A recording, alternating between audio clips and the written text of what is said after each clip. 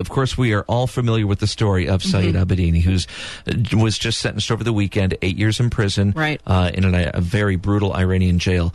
And so we are just so honored to have his wife, Nagmeh, on the phone with us this morning. Good morning. Good morning, Michelle and Dave. I'm good. Thank you for asking. Glad to be able to talk to you today. Thanks for taking some time for us. Thank you. I appreciate you taking the time to listen. Well, good. I was so happy to see your latest update that the family got to go see Saeed.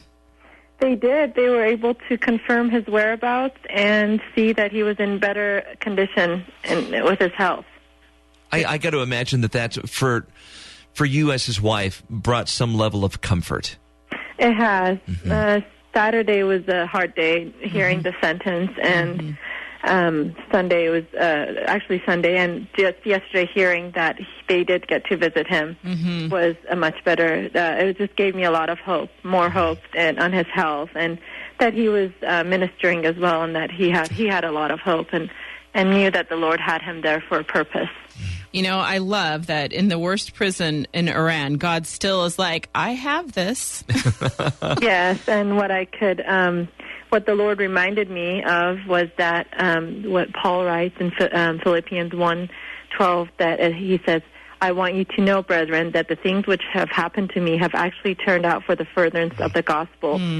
So it has become evident to the whole palace guard, which Saeed has also been able to minister to guards. Wow. And to all the rest, that my chains are in Christ. And most of the brethren in the Lord, having become confident by my chains, are more bold to speak the word without fear. I can't share too much because of security issues in country, but it has made the believers more bold.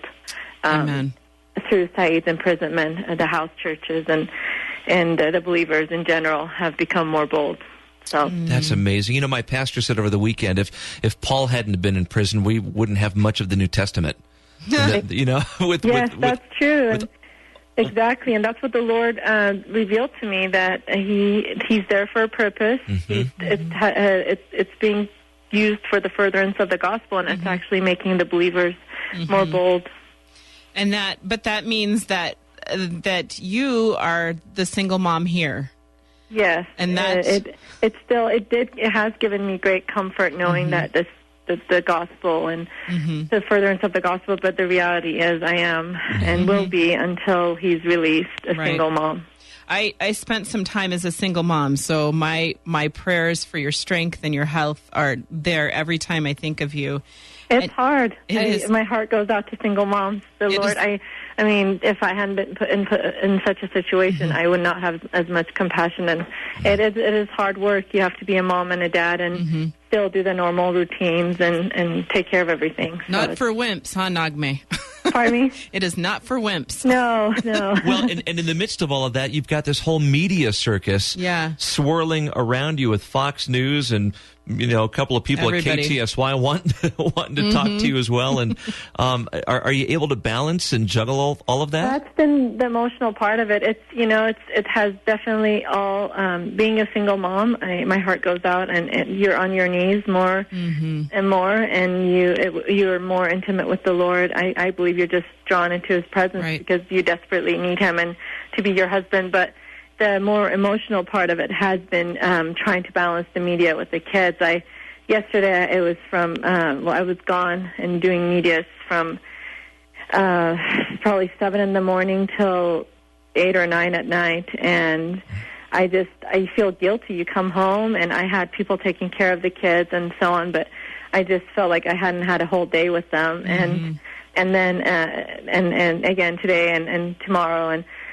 But both of them are emotional. How hard do I fight? Yeah.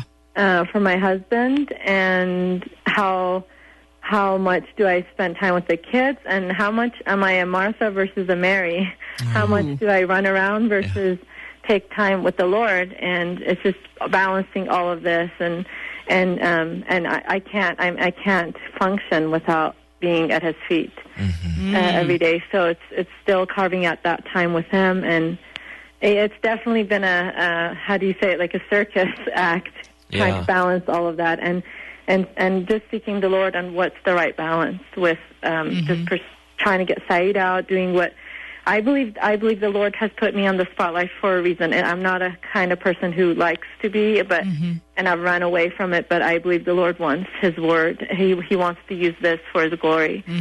And so, what's the right balance of how much I do it, and how much I'm there for the kids? They need me. They've already lost a dad. Right. Boy, that is definitely a hard position to be in, to know, and as well as to take care of your own health. Yes. I mean, to be there for Saeed, out in the media, and to help him, as well as to be with the kids, but you have to take care of your health also. Yes, his family mentioned when they visited him that he said, "Is Nagmeh taking care of herself?" Oh, he knows you. He knows me. Yeah, he knows I would be running around. Oh. Yeah, so he was worried. He said, "Make sure she's taking care of herself."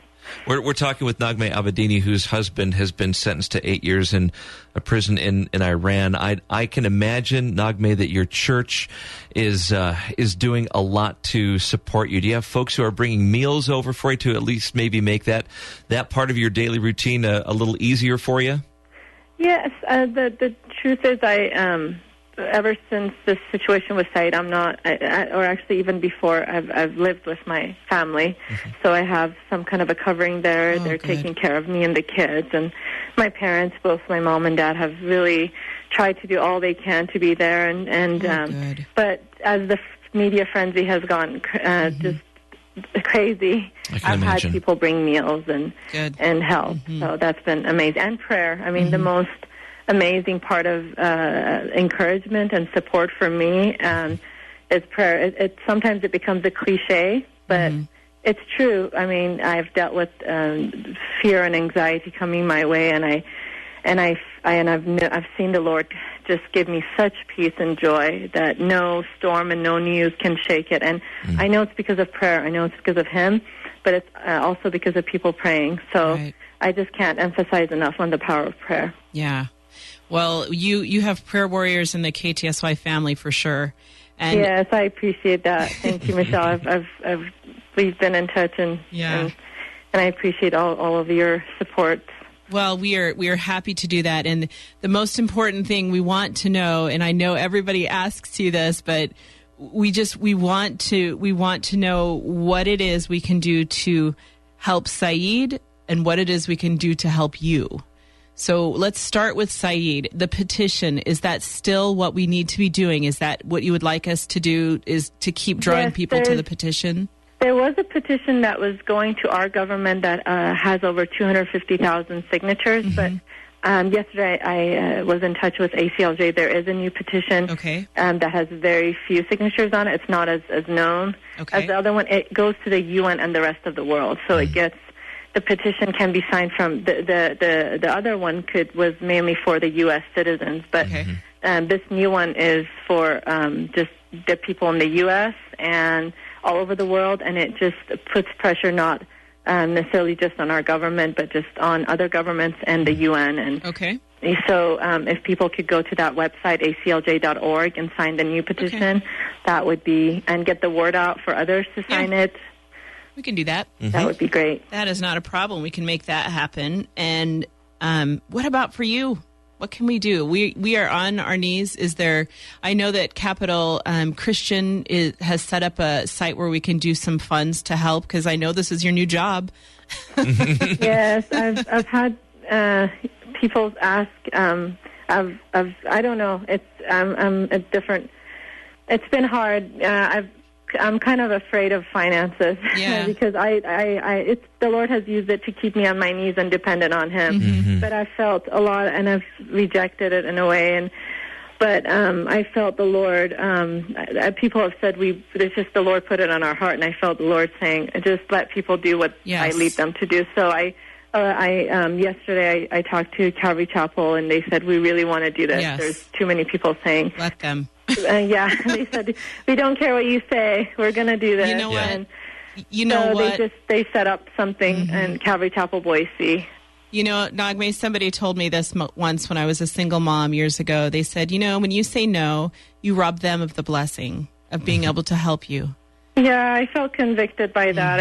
I've always believed that he knows my needs, and he will provide. And, that's right. And he has, but I felt the same, like you said yesterday. Calvary Chapel said we will set up this, whether we'll do it we want to do it for you. And I felt the Lord saying, just accept people's what I've put on their hearts. So there's okay. That has been set up since yesterday, I believe. Okay. Well, you and the children are top of our prayer list. Indeed. And lots of love. And if some new need comes up, you know how to get a hold of us. Yeah, call us anytime. Happy Facebook call, whatever. We are here for you. Thank you, Michelle. And I have to, and Dave, and I have to add one more verse that the Lord has brought to me. Please. 1 Corinthians 12:26. If one member suffers, all the members suffer with it. It's just, and Hebrews 13:3. Remember the prisoners as if chained with them, those who are mistreated. Since you yourself are in the body, I have to say, I have felt so much part of the body. I've felt people when I heard the sentence. People cry out. I read every prayer that is sent my way. Saeed has asked his family to to tell me to keep the prayers and keep the verses. I've kept every verse, every prayer, and I just feel amazing part of the body of Christ, not only in Boise, in Idaho, but all over the world. Just people, I feel like we're hurting, and the whole body's hurting, and coming and gathering around us and tending to us. And I so appreciate that. I just want to say how blessed I've been through this.